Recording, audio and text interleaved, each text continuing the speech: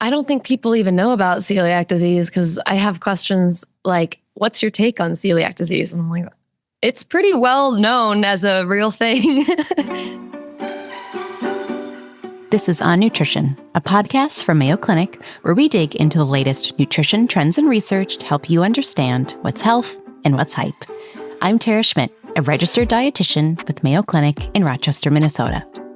This episode, grains and gluten. Believe it or not, these terms aren't mutually exclusive. Not all grains contain gluten, and not all gluten-containing items are grains. So do we actually need to eat grains? Why does gluten seem to affect people differently?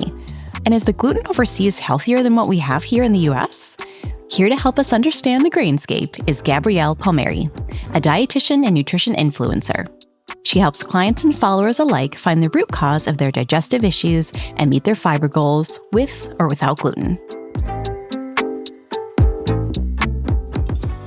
Hey, Gabrielle. Hello. Thanks for being here. Okay, if I can be completely transparent, you are someone that I follow on the social media.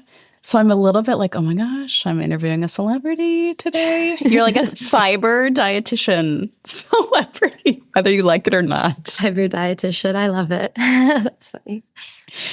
You are also a self-proclaimed fiber freak, your words, not mine. But I don't think a lot of people make the connection between fiber and grains, or fiber and gluten as an example of one. What is your relationship, or how did you get into this topic? And how does fiber play a role in the world of grains? I was always interested in gut health because I feel like everyone has IBS and other GI issues. And there's a lot of different food allergies or intolerances that have developed over time too for people. So I really wanted to learn more about it because I love being able to understand things and really help people get to the root cause of things. So then I started working in GI health, where I worked with a lot of newly diagnosed celiac patients or inflammatory bowel disease patients, different GI surgeries, different intolerances or IBS-like symptoms that no one really could understand where they were coming from. And then I went outpatient because I wanted to do my own practice where I had the time to sit down with people and really help them get to the root cause. And I was really fascinated with the idea of gut health and understanding. We've been hearing about colon cancer on the rise, and there's more and more research coming out on the importance of fiber. Mm-hmm. And something that people always ask me when they're trying to eat more fiber is, well, if I'm gluten-free, how am I supposed to get enough fiber in? I always say there's 5 fiber groups just to help people remember. So I say like the first one's whole grains, beans and legumes, mm-hmm. nuts and seeds, fruits and veggies. I call it the fiber 5. So within each of those categories, there's a ton of different foods. So there are a lot of grains that contain gluten, but there's also a lot of grains that don't contain gluten. So understanding the distinction can be really helpful for people and eye-opening to help them still get the grain section, still get fiber, even if they are gluten-free. Yeah, there are many, many options. And if you need to be gluten-free for whatever reason, like that is doable. But I also think it's really confusing when people kind of assume that there's a benefit of being gluten-free, even if you don't have a medical or a health need to do so. And then what are they potentially missing out on that could be in their diet, right? Yeah, it's easy to miss out on fiber too if they're not aware. I mean, I think awareness in general can be helpful with fiber, but grains do have a lot of fiber in them. And then also different B vitamins. You can become nutrient deficient if you're avoiding it. You need a healthy balance for sure. Let's get into some definitions, especially for people who aren't completely immersed in this world. What's gluten? Yeah, gluten is a protein that is found in wheat, rye, and barley. And so if you're thinking about gluten-free diet, there's a ton of grains, but gluten is just a type of protein. It gives bread its elasticity, and sometimes it's in certain breads and sometimes it's not. What about other grains that don't have gluten? It's always really important to read the label. And on the label, if it has wheat in it, it's automatically going to say this contains wheat. So other grains that have gluten that you want to be mindful of are couscous, farro, orzo, bulgur bran, and then some gluten-free grains are buckwheat, which people aren't sure of because it has wheat in the name, but that is gluten-free. You'll see a lot of gluten-containing items with almond or cassava flour, garbanzo bean. Quinoa is a super high fiber gluten-free grain that you can incorporate. Same with fava bean or corn, like corn, they'll use that instead. And we can't talk about gluten without talking about celiac disease, which is an autoimmune disease that's triggered by consuming gluten. And gluten isn't just in bread, cereals, or pasta. What are some less obvious sources? Soy sauce is a really big one. Different gums or different seasonings even. Same with, I always have patients ask their pharmacist because certain food colorings can contain gluten, which is so confusing and weird. Yeah, and if you have celiac disease, we'd have to worry about cross-contamination, right? I know a dietitian who has someone in their family with celiac disease, and they have these cute little labels that say gluten-free on the toaster and like toaster. Yeah, even malt comes from gluten, so different chocolate desserts can have gluten in them. And the best thing to do is just learn how to label read when it comes to that, because for instance, malt is in Rice Krispies. So Rice Krispies aren't gluten-free, but then as of when I last checked, Aldi has something called crispy rice. It's a type of cereal and that's gluten-free. So yeah, looking on the label for gluten-free could be really helpful. And then certified gluten-free is taking it an extra step further to make sure there's no cross-contamination at all and it's completely free of gluten. Gluten-free, it's under the threshold of what would cause a reaction for someone that has celiac disease or gluten sensitivity, and then certified gluten-free is like completely free of gluten. Can we mention, though, if you agree with this, that a packaged food having a label or being labeled gluten-free does not mean that it is superior or healthier than something that contains gluten if clearly you don't have celiac disease or gluten sensitivity. So again, for people who can safely consume gluten, a gluten-free product, a gluten-free cookie is not superior to a wheat flour containing cookie. And honestly, maybe higher in calories, maybe higher in sugar, maybe higher in fat, because they want the cookie to taste good. Do you agree with that statement? Yeah. If you take out gluten, sometimes things just don't taste as good, or they don't, not even taste, it's the texture isn't right and it's not going to work.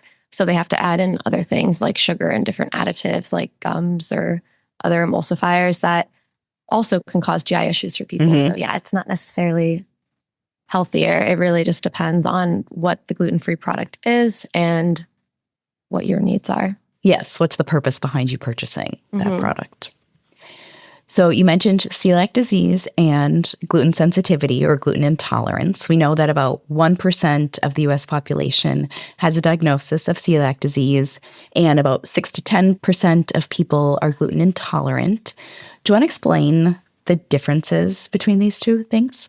Someone asked me my take on celiac disease recently, and I was like, oh, it's like not really a take because it's like, a real thing. It's a thing. It's an autoimmune disease. Yeah, there's no opinion on it. It's an autoimmune condition, which an autoimmune condition is your body is attacking itself. So for people with celiac disease, when they eat gluten, their body recognizes the proteins in gluten as something foreign and something that they should attack. And it does it every time you eat gluten. So our small intestine have these little finger-like projections. They're called villi. And when you eat any nutrient or any food, the nutrients in your small intestine, that's where you're absorbing things. So these villi are going to grab onto the vitamins and minerals that are in different foods. And if you have celiac disease, every time you eat gluten, it's damaging the lining of the small intestine. So it just becomes flatter and flatter and flatter. So they can't grab on to certain vitamins and minerals. So not only do certain gluten-containing grains and other grains, they're filled with different vitamins and minerals like B vitamins. Beyond that, if you have celiac disease and you're eating gluten, it will become more difficult for you to absorb nutrients from other foods as well. So it's kind of a vicious cycle in that case. And then the more you take gluten out, the more healthy your gut lining can become and your small intestine. And what about gluten intolerance? Is that the same thing as an allergy? like there's no such thing as a gluten allergy. Correct. There's a wheat allergy. You could be allergic to rye and you could be allergic to barley, but most people would just be allergic to wheat. That's one of the common allergens. But a gluten intolerance is you're just sensitive to gluten and you get similar symptoms. A lot of the symptoms can be like bloating, diarrhea, brain fog, fatigue. Some people get really bad migraines, they pass out, and it's not that well understood where a gluten intolerance can come from, but it can also be correlated with other autoimmune conditions. So people that have Hashimoto's, for instance, they might feel better if they take out gluten. There's a certain type of blood test that you do to be diagnosed with celiac disease, and then that comes back negative, but you still feel 10 times better without gluten, then something is up. Well, and I think we can also compare this. Sometimes I'll say there's a difference between being lactose intolerant, which I think everyone can kind of make that connection, and having a milk allergy, right? Like lactose intolerance, let's not have pizza and a glass of milk on a Friday night. Like, good luck to you. But you're not going to go into anaphylaxis, right? There's a difference with a wheat allergy and with gluten intolerance. And then we also have celiac disease, which is autoimmune, like you said. So there are differences here. And if you truly think you have celiac disease, one, you need to have the gene for it. And they'll even go as invasive in testing as getting a biopsy, esophageal biopsy, to make sure. So this is not like something that we take lightly or that we overdiagnose. There's very clear distinctions between this is an allergy, this is celiac disease. And if you don't fall into one of those categories, you just may be a little bit sensitive, and that's okay. Then you get to decide what level of intake of that item you tolerate, just like people who have lactose intolerance, like probably can tolerate smaller amounts or with other foods, higher fat sometimes. Like we've got options in some cases. Yeah, and I think it can get confusing a lot of times. Of course, doesn't make a lot of sense sometimes, but it's awesome that we can actually have diagnoses for wheat allergy. You have actual diagnoses for celiac disease. Yes. So you think about it and segment it off and understand like the distinction. It can make a little more sense. Why do you think some people avoid gluten if they don't have one of the conditions we have just referenced? I mean, it was a fad for a while. Anytime you see on a label something like gluten-free, sugar-free, low fat, it's just how our brains work, and we think it automatically means it's healthier. I mean, a lot of people do say, oh, I'm gluten-free, and it's become something that's a trend in a way. And it's not necessarily a bad thing, but a lot of times it is just people aren't fully educated on why certain things are a certain way, and some people might feel better without it.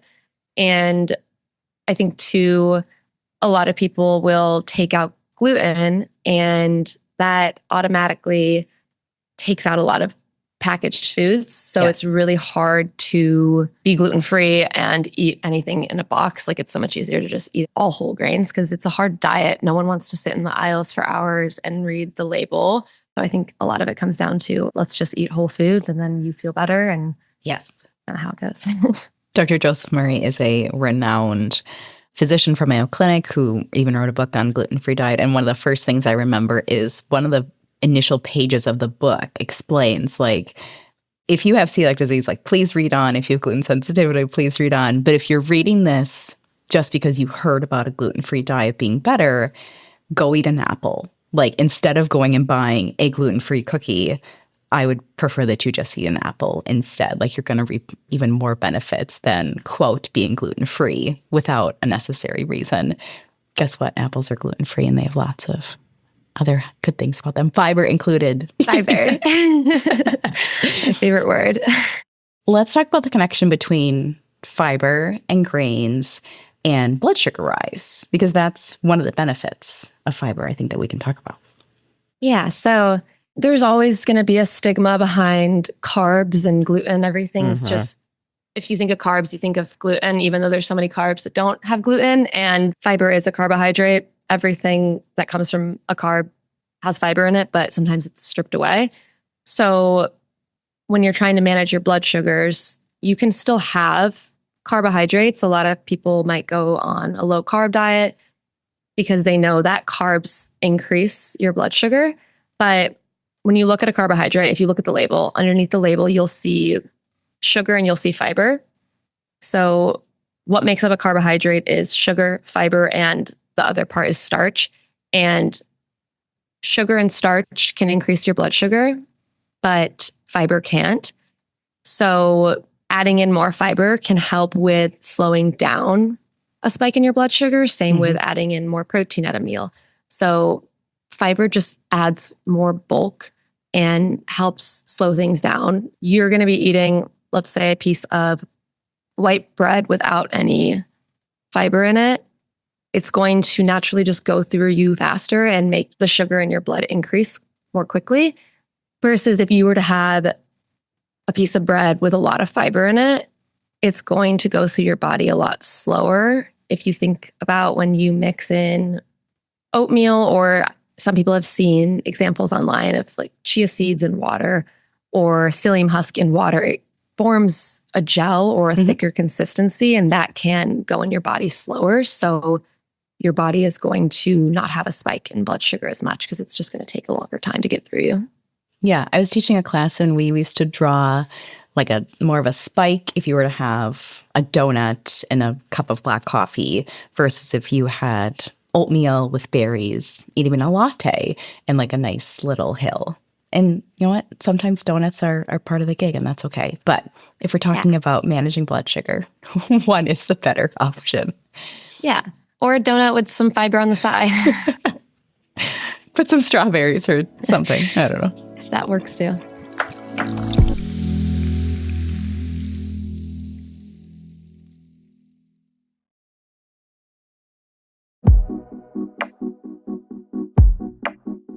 Gluten is a protein found in wheat, barley, and rye, but can also be in unassuming products like soy sauce, gum, seasonings, food colorings, and even the malt in cereals and chocolate. For people with celiac disease, gluten triggers an autoimmune reaction that damages the lining of the small intestine and makes it harder to absorb nutrients.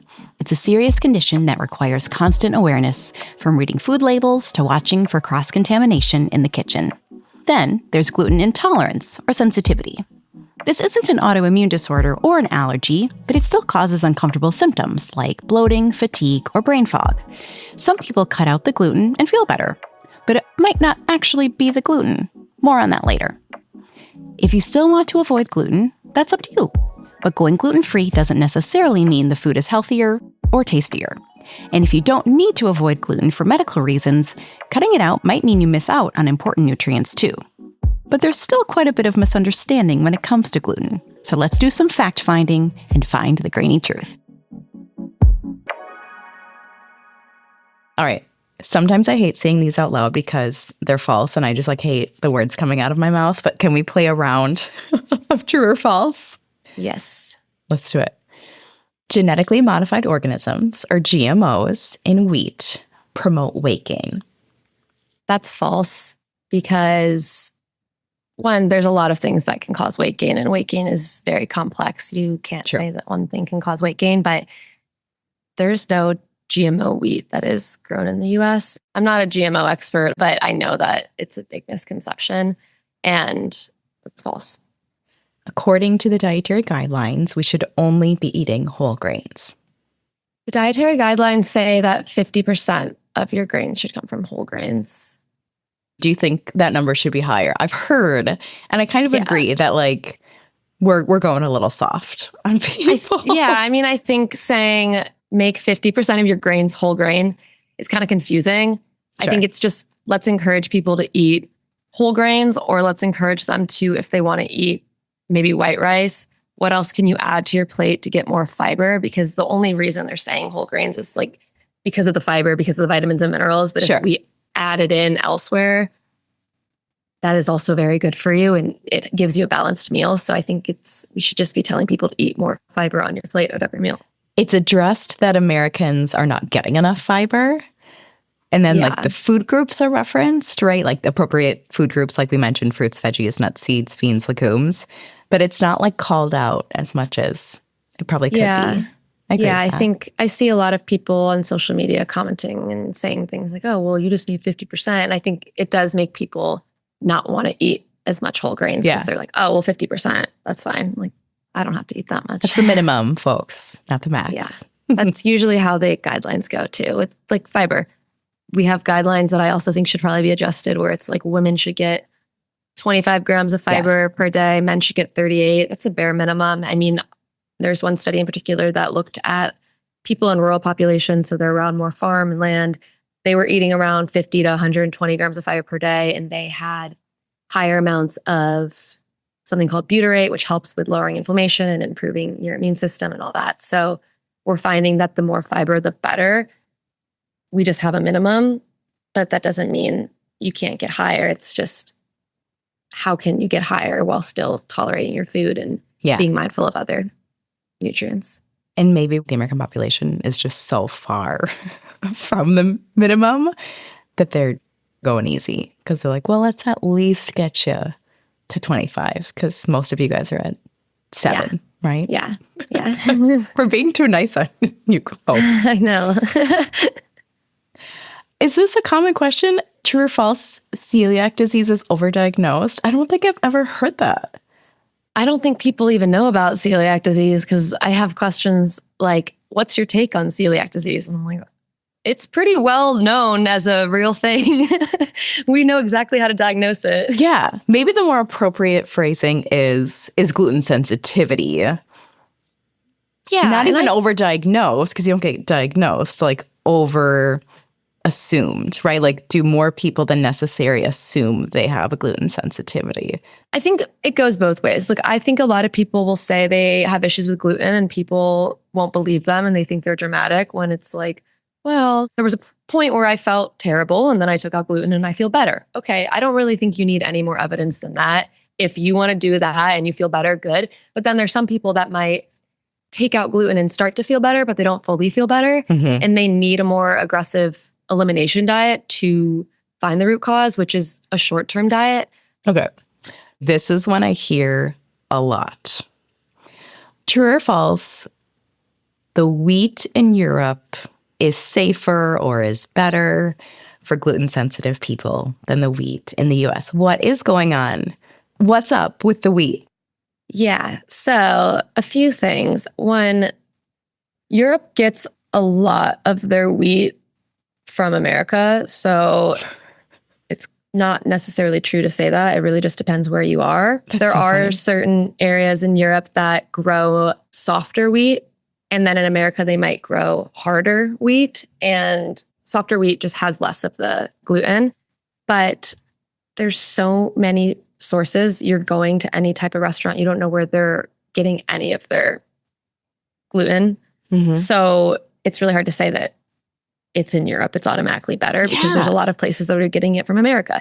But you're on vacation, probably if you're in Europe, you're less stressed, you're walking.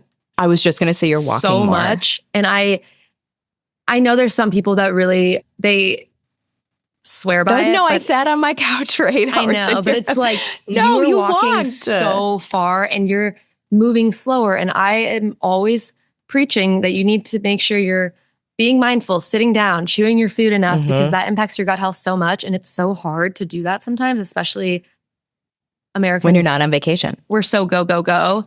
We don't give ourselves time to eat and relax. And in Europe, they just move slower. They're just they're not time cycle like we are. Yeah. So let's think about the confounding factors here. So maybe it's the wheat, maybe it's a softer wheat. Also, are you less stressed? Are you sleeping way better in your very nice king size hotel room bed with very clean sheets and maybe no children? Are you walking more? Are you not on your phone all the time? Are you not sitting at your desk? Like, let's just shout out vacationing in Europe for health. And we can talk about wheat later. Just never one thing. True or false, gluten causes bloating in, let's say, people who don't have celiac disease or gluten sensitivity? Bloating can come from you eating too fast, you eating something that has a lot of oil in it or grease or is fried. Bloating can come from gluten. Chewing gum. Bloating can come from chewing gum. Bloating can come from alcohol, stress, not sleeping well, carbonated drinks. It's an endless list of things that can cause bloating. So maybe it's the gluten. Maybe yeah, it's false-ish. Last one for true or false. Gluten increases inflammation and can therefore contribute to chronic inflammatory diseases.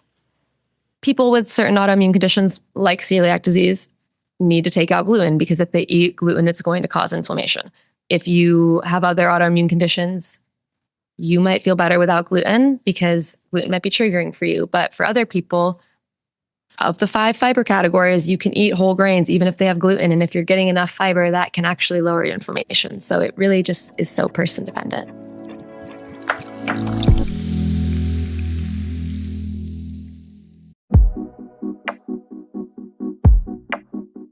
So let's get the myths out of the way. No, GMOs in wheat don't cause weight gain. Celiac disease isn't overdiagnosed. And yes, many people incorrectly assume they have a gluten sensitivity. And the gluten in Europe isn't necessarily better than the gluten in the US. Chances are, gluten-sensitive Americans on vacation are just walking more and are less stressed than usual, which can help alleviate their symptoms. Whether you have celiac disease or not, at least half of the grains you eat should be whole grains, like oats, quinoa, and brown rice. And if you eat those, you'll get plenty of fiber too. Gluten may cause bloating, but so can stress, eating too fast, or drinking a bubbly beverage with your meal. So take the full context into account before blaming gluten. As always, your nutritional needs are unique to you. So let's talk about whether you should consider an elimination diet and the best gluten-free products out there. Let's talk about the low-fat MAP diet. We touched on it in our episode about the gut microbiome, but how would you recommend someone use an elimination diet, short-term, like FODMAP, to see if there's a link between their GI issues and their gluten intake? Step by step, I would say, let's take out gluten. Do you feel better? Yes or no. If you feel better, we'll keep going. Or if you don't feel better, maybe let's take out dairy and see if you feel better. Or if it's still, we can't figure things out, we might need to do a stricter diet like the low FODMAP diet, which is not about gluten. It's about certain carbohydrates that are fermentable, and fermentation is a good thing for us, but it can cause some gas and GI upset for people. So there's a whole section on the low FODMAP diet that is called fructans. So you take out fructans, and 3 grains that happen to be in the fructans category are wheat, rye, and barley. So there is some crossover with gluten and low FODMAP. So sometimes people might take out gluten and feel better, but they really didn't need to take out all of it. It's like, or they might do the low FODMAP diet and they feel better, but they don't need to take out all fructans. They really just needed to take out the gluten containing grains. The key is to do the diet and then start reintroducing each fermentable carbohydrate and see what's really triggering you versus what might not be triggering you. The purpose of all of these elimination type diets is for them to be short term and is for them to be like a science experiment of like, what's the variable? And people forget to like finish their science experiment and they just eliminate it all and then never change. Yeah. Like, no, but you could be having so many more things. Yeah, it's also hard because when I worked in the hospital, every time we had an IBS patient, I would get an order to educate them on the low FODMAP diet. And I like doing it, but I hate doing it because follow-up was really hard. There's a lot less control and it's hard to get people to follow up. So you'll educate them on an elimination diet and then they don't discharged. have someone, and then they don't have someone to help them reintroduce it. And when I've worked with people in my own practice, we've started the diet and then you want to do the elimination for around 2 weeks and then you gradually reintroduce each of the FODMAP groups. And it can take a while. Sometimes we go slower, sometimes we go faster, but it takes a long time. It can take, ideally it's like 6 weeks, but sometimes it can take longer. And it's really helpful to have someone helping you check your labs because it can be really, really restrictive and that can lead to further issues and GI issues. Are there risks to a gluten-free diet if you don't have celiac disease? I think it can go in a few different ways. I think when you are eliminating something you don't necessarily need to eliminate, it can add to a lot of stress and make you not want to go out to eat and have fun with family and friends. And it's so hard for people with celiac disease to really advocate for themselves. But beyond that too, it can be really difficult for anyone because you avoid certain situations that you are going to have gluten. And if you don't really need to, you might not want to do that. It can cause stress around eating, worry, and just avoiding other foods. But then you're also missing out on certain vitamins and minerals and fiber. And the more, I'm always talking about getting more diversity, because the more diverse your ecosystem is, your body is, the better you have at fighting off diseases and overall survival and health. You need diversity. Well, when we talk about the gut microbiome, right? Yeah. Like diversity in types of fiber or diversity in types of plants. Are you on this 30 plants a week kick? Have you counted your plants? Do you know what I'm talking about? Oh, I always do a plant diversity challenge where I have people count. They have to get 50 plant sources a week, which is a lot, but I have them like do that. Yes. And I haven't done that in a while, but I usually do like on my page or in my community, we do different challenges. And sometimes it might be the plant diversity challenge. 50. I just say 50 because I'm so aggressive. Because you're a fiber freak. 30 grams of fiber is the recommendation, but I say 50. So it's like 30 plants. And I was like, okay, let's do 50. And I just think we should set the bar higher, because then it's usually around, I think when we set something at a certain number, they're going to get less. So that's just how our brains work. If we encourage more all whole grains, maybe they'll get 50% instead of giving people an out at 50%. Yeah. So I don't want people to be worried if they're gluten-free that it's really bad, but think about if you need to be gluten-free and just still make sure you are getting diversity from other sources and getting at least the gluten-free grains, and just being mindful of it, because there's also a lot of really healthy foods that do have gluten in them, even packaged foods that have gluten in them. And it all comes down to label reading and understanding what you're eating. Yeah. What do you think are the most common gluten-free substitutes that food manufacturers use instead of something like wheat? Rice, corn? Yes, they use coconut flour, almond flour, rice, corn, xanthan gums. When you see gums, they add a lot of gums because it can add to the texture. They might use beans like lentils or chickpeas. Do you have any favorite gluten-free products? I really like, for pastas, I like the Jovial brand. It's Jovial. I love Siete. They have really good tortillas. Purely Elizabeth has gluten-free. Glutino pretzels I really like. I'm not gluten-free, but I sometimes am, I guess. Sometimes like gluten-free pretzels, I just think taste better, so I get them. And certain breads, like there's this brand of bread that I like called Carbonate. They have gluten-containing bread, but then they also have a gluten-free one. And I mean, the gluten-containing bread has like 7 grams of fiber per slice, but then the gluten-free one, they added in fiber too, so it has even more fiber. But that's a lot for a slice of bread. Yeah, it's a lot. So it depends on your tolerance with fiber, but I like it. There's Simple Mills, and then Ancient Harvest is a good brand. There's a lot, honestly. So I think that if someone's in the grocery store and they're looking at products that are labeled gluten-free, it may be a little bit of sticker shock because they look more expensive than the average loaf of bread, let's say, or the average tortilla. But we also had a good conversation about trying to limit your intake of ultra-processed foods. So go get beans, right? Like you cannot argue about the cost of beans. Go look at in-season fruits or vegetables, bananas, apples, etc. So I would say save the ultra-processed foods that are gluten-free for the things that you really miss in your diet. Like, gosh, I really would love a piece of bread, or I really miss crackers. Then yeah, go buy those in a gluten-free package, and that's cool. But the rest of your diet can be incredibly healthy and not expensive if we're talking about whole food, plant-based, which is kind of the top tier, right? Mm-hmm.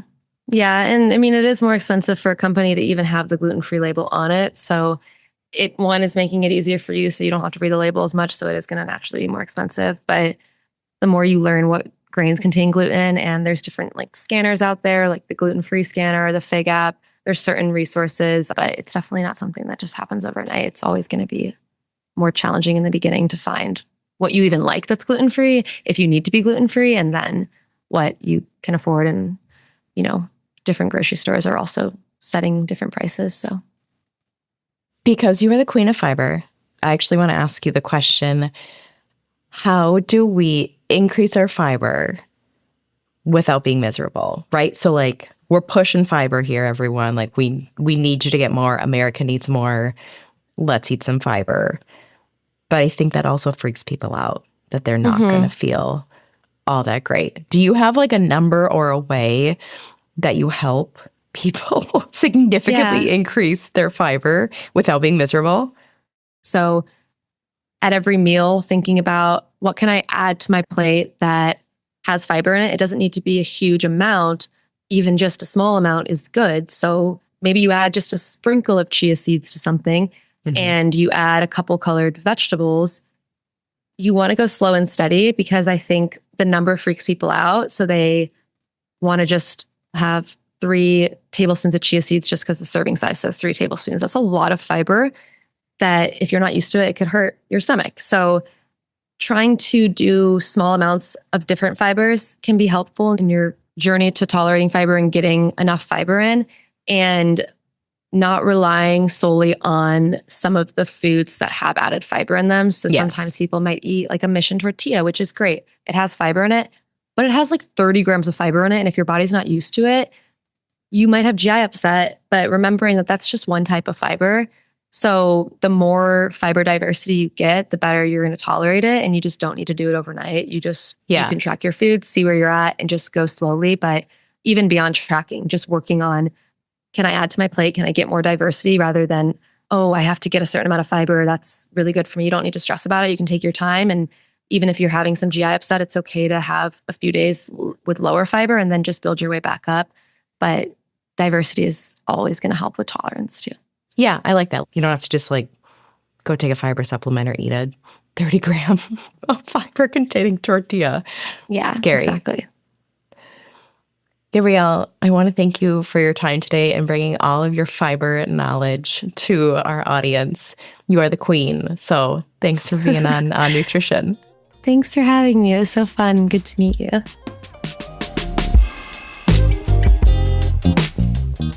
An elimination diet like FODMAP is like your own little experiment. That means you should take it seriously and be careful not to over-restrict. An elimination diet should only be a short-term situation, so remove and reintroduce individual food groups slowly and keep notes on which groups trigger your symptoms. Whether you're gluten-free or gluten for life, you should still be eating a diversity of whole grains and whole foods. Who knows? Maybe one day you'll be flying that fiber freak flag too. That's all for this episode. But if you have a follow-up question, leave us a voicemail at 507-538-6272. We'll answer it in a future episode. For more On Nutrition episodes and resources, check us out online at mayoclinic.org/onnutrition. And if you found this show helpful, please subscribe and make sure to rate and review us on Apple Podcasts or your favorite podcast app. It really helps others find our show. Thanks for listening. And until next time, eat well and be well.